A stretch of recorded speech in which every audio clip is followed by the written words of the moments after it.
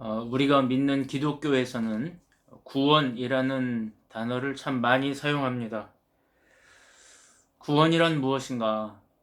물론 많은 정의가 있고 너무나 광범한 개념들이 있지만 구원이라는 의미 중에 하나는 진정한 나를 찾는 사건, 그것이 구원이 아닌가? 믿어서 천국 가고 그런 게 아니라 이 세상에서 자신도 모르게 왜곡되어 버린 나 자신, 진정한 나 자신을 회복하는 사건, 그것이 구원이 아닌가, 그런 생각을 하게 됩니다. 그런 의미에서 저는 20대 초반에 적지 않은 고민과 방황을 했습니다. 가치관의 혼란이 심했습니다. 기독교 집안에서 태어났지만 제가 믿었던 것들에 대한 회의감이 들기 시작했습니다. 그러던 중에 선배들의 권유로 읽게 된 책이 하나 있었는데 바로 헤르만 헤세가 쓴 데미안이라고 하는 소설이었습니다. 그 책을 읽으면서 가장 먼저 느꼈던 점은 그 주인공 싱클레어라고 하는 사람이 저와 많이 닮았다는 것입니다. 그의 고뇌는 저의 고뇌를 대신하는 듯 했습니다. 기독교적으로 충만했던 그의 가정은 마치 저의 가정을 보는 것 같았습니다. 감정이입이 빠르게 되었습니다. 그래서 처음에는 그 책이 참 좋았습니다. 기독교적인 가치관과 그렇지 않은 가르침들 사이를 숱하게 갈등하는 이 싱클레어를 보는 것이 흥미로웠습니다. 이 싱클레어라고 하는 주인공이 데미안이라고 하는 미지의 인물을 만나서 점점 더 자신을 찾아가는 내용이었습니다. 물론 쉬운 책은 아니었지만 정말 흥미로운 책이었습니다. 그래서 제 인생에서 도스토옙스키의 죄와 벌과 함께 가장 강렬하게 남아있는, 인상으로 남아있는 책이 바로 이 책 데미안이었습니다. 그러나 불행하게도 저는 그 책으로도 구원을 얻지 못했습니다. 소설 데미안은 저에게 정말 많은 질문을 안겨주었고 거기에 많은 공감을 하기도 했지만 결정적으로 그 책이 내리는 답에 동의할 수가 없었습니다. 대신 고민만 많아졌습니다. 술과 화염병과 죽음에 대한 동경, 그런 것들이 저를 몹시도 흔들었습니다. 그러다가 요한복음 14장 6절 말씀, 내가 곧 길이요 진리요 생명이라고 하셨던 예수님의 말씀을 듣고 구원을 얻었습니다. 그때 만났던 예수님은 제가 어린 시절 거의 주입식으로 들었던 그 예수님이 아니었습니다. 데미안에서 소개하는 예수님도 아니었습니다. 보다 훨씬 깊고 훨씬 더 넓고 훨씬 더 높은, 결정적으로는 훨씬 더 인격적인, 훨씬 눈물이 많은 분이라는 것을 알았습니다. 제가 그분에게 돌아와 정말 목 놓아 울었던 기억이 납니다. 데미안에 보면 여러분도 아시는 정말 유명한 구절이 하나 나옵니다. 그건 뭐냐면 새는 알에서 나오려고 투쟁한다. 알은 세계다. 태어나려는 자는 하나의 세계를 깨뜨려야 한다. 새는 신에게로 날아간다. 신의 이름은 아브락사스다. 이런 구절입니다. 워낙 유명한 구절입니다. 소설 데미안은 저의 존재를 흔들기는 했지만 알 표면을 깨뜨려 주지는 못했는데 성경을 읽다가 그 알을 깨주는 분이 있다는 것을 알았습니다. 알은 나 혼자만의 힘으로 도저히 깰 수 없다는 것을 그분은 가르쳐 주었습니다. 누가 깨주는 분이 있어야 된다는 것을 가르쳐 주었습니다. 사자성어 중에 줄탁동시라는 말이 있습니다. 줄이라는 말은 안에서 껍질을 깨고 나오려고 하는 아기 새의 노력을 말하고, 탁은 밖에서 그 알을 깨주려고 하는 어미 새의 노력을 말합니다. 이 줄탁이 동시에 일어나야 알이 깨진다는 것입니다. 그 단어가 바로 줄탁동시라는 말입니다. 안에서 깨고 나오려고 하는 병아리와 밖에서 깨주려고 하는 어미새의 노력이 동시에 이루어져야 새가 알에서 깨져 나온다는 뜻입니다. 저에게 있어서 밖에서 알을 깨주는 분이 바로 예수님이셨습니다. 그분을 만나서 저는 비로소 알에서 깨어나는 새로운 삶을 경험할 수 있게 되었습니다. 우리는 지난 시간에 한 가련한 여인을 만났습니다. 이 여인은 낮 12시에 목마름을 가진 여인이었습니다. 낮 12시의 목마름이란 인간이 가질 수 있는 최고조의 목마름을 말합니다. 동네의 모든 사람들에게 왕따를 당한 채, 심지어는 5명의 남자들에게도 버림을 받은 채, 그래도 물은 먹어야 하겠기에 극심한 목마름을 가지고 낮 12시에 아무도 찾아오지 않는 우물가로 터벅터벅 걸어오는 여인을 우리는 만났습니다. 그런데 그때 그 낮 12시에 목마름을 동시에 느끼며 그녀 옆에 찾아오신 분이 계셨습니다. 바로 예수님이셨습니다. 예수님은 그녀와 똑같은 처지로 그에게 다가오셨습니다. 그녀와 똑같은 갈증을 가지고 그녀의 모든 형편을 몸소 체험적으로 이해하시고 그녀 곁에 오셨습니다. 저 멀리 하늘에서 우리를 관조하시는 분으로 오신 것이 아니라 여인과 똑같은 삶의 현장에서 그 고통을 그대로 경험하시고 그녀의 눈물을 고스란히 알고 계시는, 그래서 그녀의 눈물을 닦아주기 위해 예수님이 그녀 옆에 오셨고, 오늘도 우리의 눈물을 닦아주기 위해 예수님은 우리 옆에 와 계신 것입니다. 지금 극심한 갈증으로 목말라 하는 여인과 그런 똑같은 갈증을 느끼고 계시는 예수님이 우물가에서 극적으로 만난 것입니다. 그리고 지난 시간에 물에 관한 이런저런 이야기를 하셨습니다. 그런데 오늘 예수님이 아주 뜻밖의 질문을 하십니다. 처음 보는 여자에게 우물에 대한 이야기를 하시다 말고는 16절에 보니까 정말 뜬금없이 내 남편을 불러와라, 이렇게 단도직입적으로 말씀하십니다. 이 말씀은 정말 뜬금없는 말씀입니다. 우물 얘기를 하다가 갑자기 남편을 불러오라는 것입니다. 지금 남편을 불러오라는 말인지, 그 남편과 내가 얘기를 좀 해봐야 되겠다는 말씀인지, 갑자기 남편을 불러오라니 이게 무슨 말인가? 우리는 그렇게 생각할 수 있는데, 놀랍게도 이 여인은 남편을 불러오라는 예수님의 말씀의 핵심, 그의 의중을 너무나 정확히 깨닫고 있었습니다. 정말 뜬금없는 질문이지만 그녀에게는 등골을 서늘하게 하는 정말 뜨끔한 질문이었기 때문입니다. 왜냐하면 이 남편 문제는 그녀에게 있어서 가장 결정적인, 가장 큰 상처이고 가장 큰 핸디캡이었기 때문입니다. 건들지도 못하고 안 건들지도 못하는 고름이 꽉 찬 허물이었기 때문입니다. 언젠가는 도려내야만 하는 완전히 곪은 상처였기 때문입니다. 자신이 가진 열등감의 근원이었습니다. 지금 예수님은 그것을 깨뜨리겠다는 것입니다. 그 고름에, 그 허물에 칼을 대시겠다는 것입니다. 지금 그녀를 가두고 있는 알을 깨겠다는 것입니다. 그러니까 갑자기 겁을 먹은 여인이 이렇게 대답합니다. 17절에 보니까요, 나는 남편이 없습니다.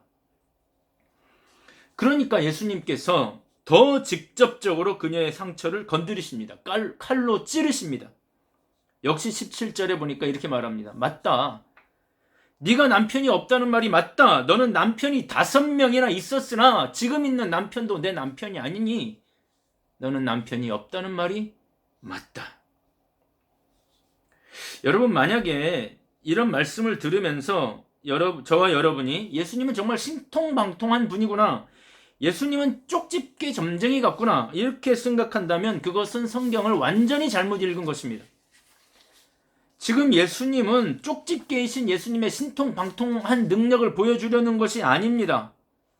저와 여러분이 성경을 정말 잘 읽는다면 지금 예수님은 그녀의 깊은 상처, 그녀의 깊은 핸디캡, 누구에게도 말하고 싶지 않은 그녀의 깊은 아픔과 슬픔과 부자유의 원천을 지금 치료하려고 하시는구나 하는 것을, 그 의중을 읽어야 합니다. 예수님은 항상 그렇게 일하셨습니다. 한 시각장애인을 만났습니다. 그의 눈에 침으로 익인 진흙을 바르셨습니다. 이것은 어떤 주술적인 행위가 아닙니다. 그의 그 시각장애인의 핸디캡을 직접 만지시는 것입니다. 안식일에 어떤 회당에서 말씀하실 때 한편 손 마른 사람이 그 회당에 있었습니다. 예수님께서 한편손이 바짝 마른 사람을 회당 한복판에 세우시고는 그 손을 내밀라고 하십니다. 다 이유가 있습니다. 감추고 싶은 우리의 깊은 상처, 핸디캡을 노출하라는 것입니다. 예수님 앞에 그 깊은 상처를 내어놓으라는 것입니다. 그것이 아래서 깨어나는 첫 단계이기 때문입니다. 그래야 자유를 얻기 때문입니다. 저는 목회를 하면서 너무나 오랫동안 견고해져서 도무지 깨지지 않는 껍질을 가지고 사는 사람들을 정말 많이 보아왔습니다. 공부를 오래 했거나 학위가 있거나 돈이 많거나 높은 지위에 오른 사람일수록 그의 껍질은 단단했습니다. 그들은 채워지지도 않는 돈, 채워지지도 않는 명예, 채워지지도 않는 권력 욕으로 자신을 채워가면서 껍질을 더 견고하게 마치 시멘트로 바닥을 덮듯이 씌우고 또 씌우면서 껍데기를 단단하게 만들어가는 것을 많이 보았습니다. 그것을 깨뜨리는 것이 얼마나 어려운 일인지도 보아왔습니다. 당신은 하나님 앞에서 죄인입니다. 당신은 당신을 진정으로 자유롭게 하는 구원자가 필요합니다. 라고 말하면 그 말을 알아듣지도 못하거나 짐짓 못 알아들은 채 하는 사람들, 그래서 담대하게 신앙의 세계로 뚜벅뚜벅 걸어 나오지 못하는 사람들을 정말 많이 보아왔습니다. 지금 이 여인, 자존심과 열등감으로 외부와의 벽을 쌓고 살면서도 남편을 바꾸면서 살아야 했던 이 여인에게 예수님께서 단도직입적으로 그의 가장 큰 핸디캡이며 그의 가장 두꺼운 껍질, 그의 가장 오래된 상처를 깨뜨리고 있는 것입니다. 마치 망치로 두들기듯이 그 껍질을 깨고 계신 것입니다. 망치로 뒤통수를 세게 얻어맞은 여인은 이렇게 대답합니다. 19절 20절에 보니까요. 여자가 이르되 주여 내가 보니 선지자로소이다. 우리 조상들은 이 산에서 예배하였는데 당신들의 말은 예배할 곳이 예루살렘에 있다 하도이다. 아주 놀랍습니다. 왜냐하면 지금 이 여인의 관심은 아주 신속하게 영적인 주제로 넘어가고 있습니다. 이 질문은 자신의 핸디캡을 건드리시는 예수님에 대한 면피용, 도망가려고 하는 질문이 아닙니다. 회피하기 위한 질문이 아닙니다. 이 여인은 지금 예수님이 어떤 분인지 단번에 알아봤습니다. 보통 분이 아니라는 것을 알았습니다. 본질적이고 근원적인 어떤 해답을 주실 수 있는 분이라는 것을 알았습니다. 당신은 내가 보니 선지자입니다. 우리는 혼혈족이어서 예루살렘에 올라가 예배드릴 수가 없는데, 더군다나 유대인들은 우리를 경멸하는데, 그래서 우리는 축복의 산이라고 말하는 이 그리심 산에서, 우리 지역에 있는 이 산에서 야곱의 성전을 세워서 예배를 드리고 있는데, 우리는 어떻게 해야 합니까? 예루살렘에 가서 예배를 드려야 합니까? 이 산에서 예배를 드려야 합니까? 도대체 어디에서 예배를 드려야 하나님이 받으시는 것입니까? 어디에서 예배를 드려야 영적인 만족을 얻는 것입니까? 여러분, 이 질문의 수준은 바로 우리 질문의 수준입니다. 얼마 전에 조영기 목사님이 소천했습니다. 많은 순복음교회 교인들이 살아생전에 그를 만나는 것을 대통령 만나는 것보다도 어려워했습니다. 어떤 지방의 순복음교회 교인들은 조영기 목사의 설교 영상을 틀어놓고 예배를 드린다고 합니다.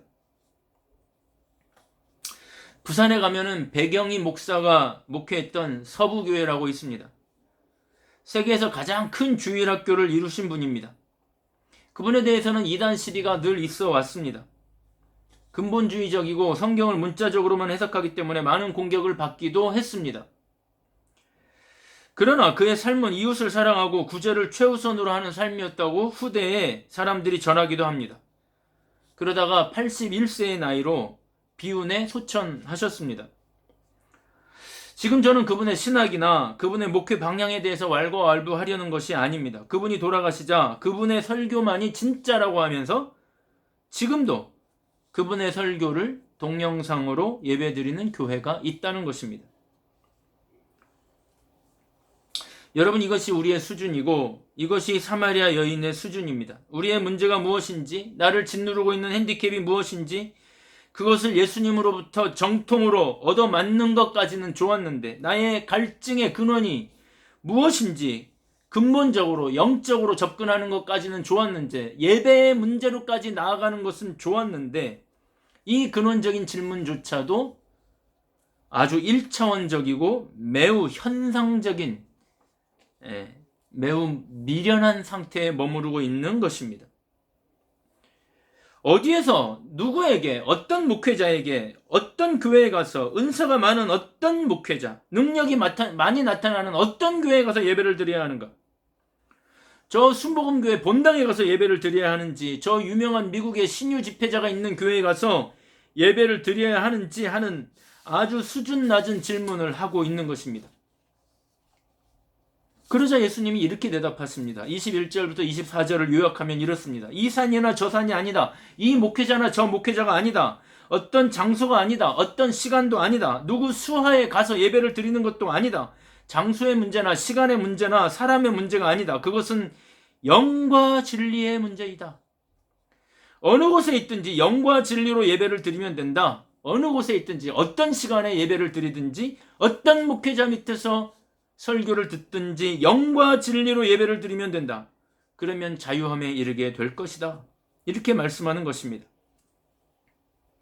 하나님은 어디서든지 누구든지 어떤 시간이든지 몇 명이 모였든지 가정에서 예배를 드리든지 모여서 예배를 드리든지 유튜브로 예배를 드리든지 처해 있는 삶의 공간에서 영과 진리로 예배하면 다 만나주시고 자유를 주신다는 것입니다. 어디서든지 영과 진리로 예배를 드리면 너의 모든 갈증은 해소되고 너는 진정한 자유를 얻게 될 것이다. 이것이 예수님의 말씀의 요지입니다. 사랑하는 여러분, 주일날 어쩔 수 없이 교회를 올 수 없는 직종에 있는 분들이 있습니다. 병원 응급실이나 경찰관들이나 소방서나 이런 데 근무하시는 분들은 주일에 교회 와서 예배드리고 싶어도 못 올 때가 있습니다. 이 사람들은 주일 성수를 위배하는 것입니까? 그렇지 않습니다. 그 자리에서 유튜브든지 개인 묵상이든지 영과 진리로 하나님 앞에서 예배를 드리면 그 영혼은 그 자리에서 자유를 얻는 것입니다. 영과 진리로 예배 드린다는 것이 무엇인가? 그것은 다음 주에 좀 더 다루어 보도록 하겠습니다. 하여간 예수님이 이렇게 말씀하시자 이 여인이 한층 더 본질적인 질문을 합니다. 이 여자는 지금 어떤 중요한 본질에 점점 더 가고 있습니다. 여인의 두꺼운 겁질이 점점 깨지고 있습니다. 25절에 이렇게 말합니다. 여자가 이르되 메시아 곧 그리스도라 하는 이가 오실 줄을 내가 아노니 그가 오시면 우리에게 모든 것을 알려주실 것입니다. 네, 정말 일리 있는 말씀입니다. 정말 좋은 가르침입니다. 그리스도라고 하는 메시아가 오시면 우리는 이 모든 것을 알게 될 것입니다. 저는 지금 그분을 기다리고 있습니다. 그러자 예수님이 이렇게 대답하십니다. 26절입니다. 예수께서 이르시되 내가 말하는 내가 그로라. 이것을 영어 성경에 보니까 I am that one. 내가 그다.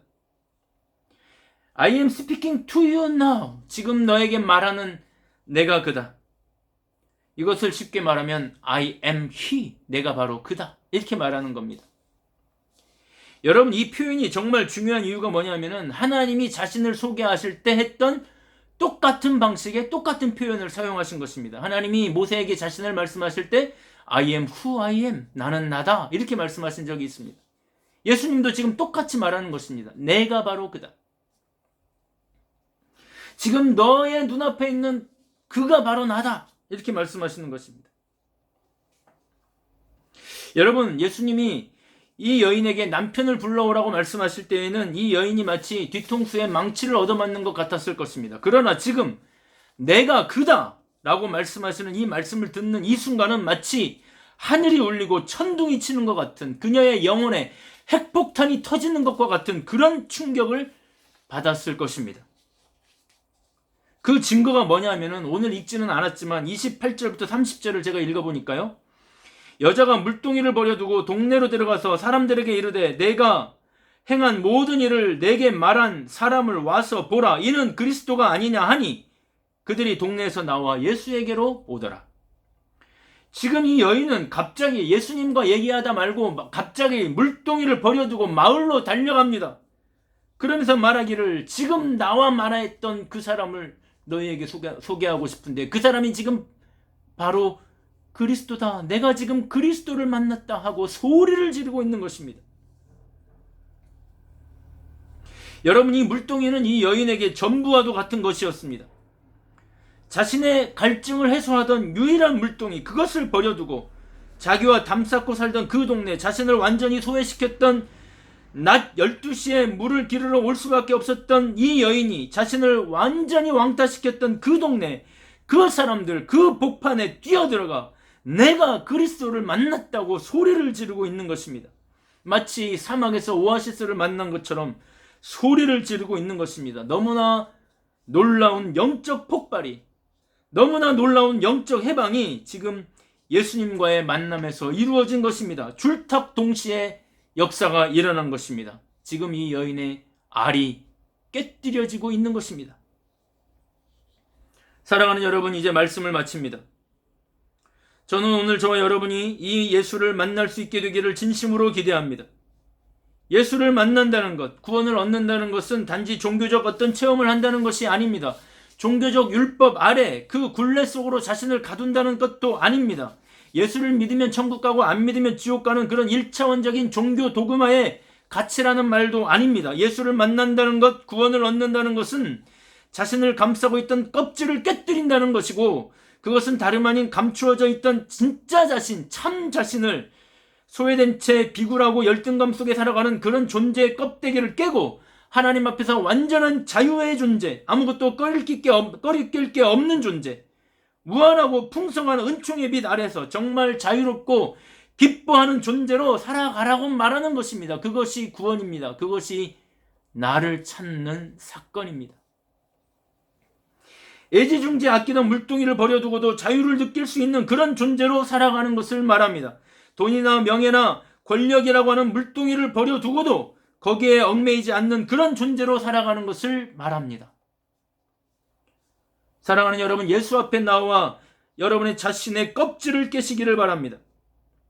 그래서 진정한 자유를 회복하고 참 자아를 회복하는 놀라운 축복이 이번 한 주간 저와 여러분의 삶에서 기적처럼 일어날 수 있게 되기를 주님의 이름으로 축복합니다.